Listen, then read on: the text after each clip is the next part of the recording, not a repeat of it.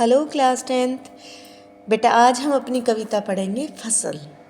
फसलें अब तक आपने देखी हैं, लेकिन कवि की नज़रों में फसल क्या है, उनको पैदा करने में कितने लोगों का योगदान होता है और किन प्राकृतिक तत्वों का योगदान होता है, वो इस कविता में बताया गया है।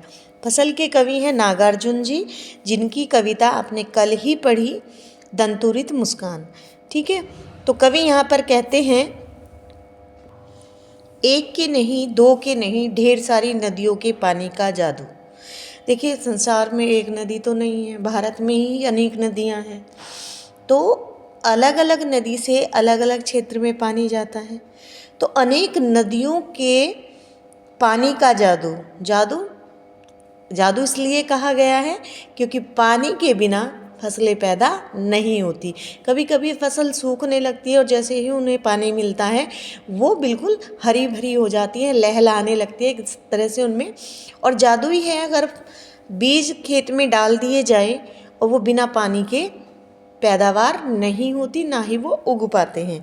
तो एक तरह से नदियों के पानी का, अनेक नदियों के पानी का जादू कवि ने फसलों को बताया है। एक की नहीं, दो की नहीं, लाख लाख कोटि कोटि हाथों के स्पर्श की गरिमा।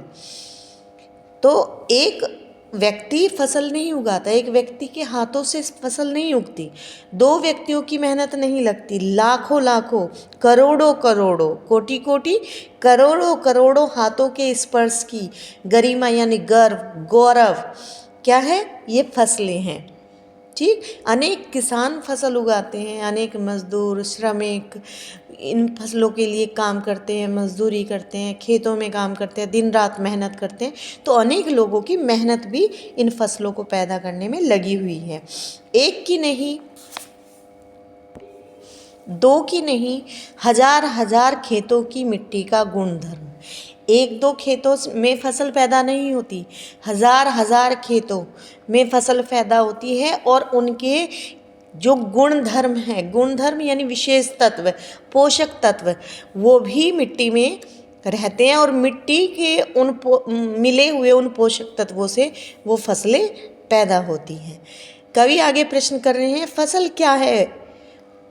उसका उत्तर भी स्वामी दे रहे हैं, और तो कुछ नहीं है वह, नदियों के पानी का जादू है वह। अनेक नदियों के पानी का जादू है, हाथों के स्पर्श की महिमा है।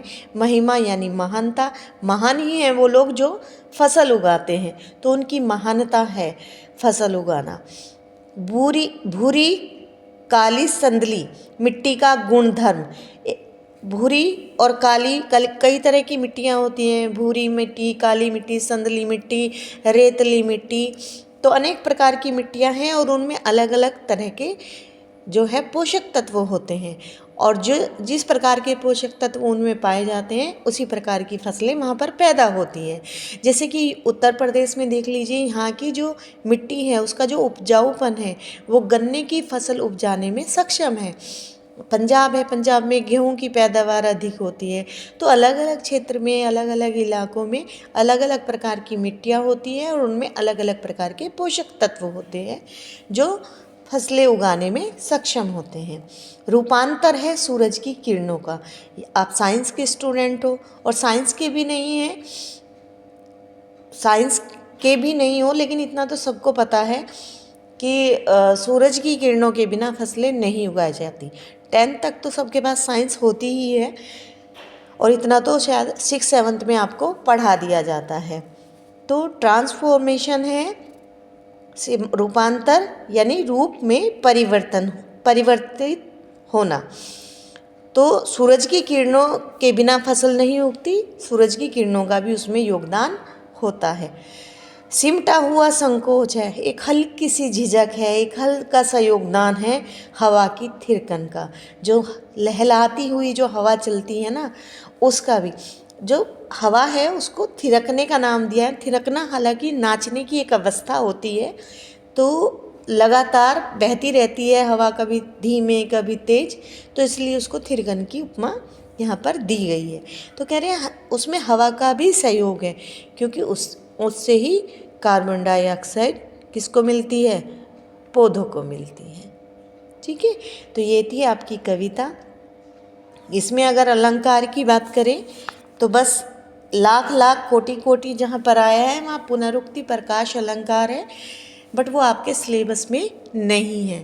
कल हम अपनी न्यू पोएम पढ़ेंगे, तो उसके लिए तैयार रहिएगा। Now thank you very much.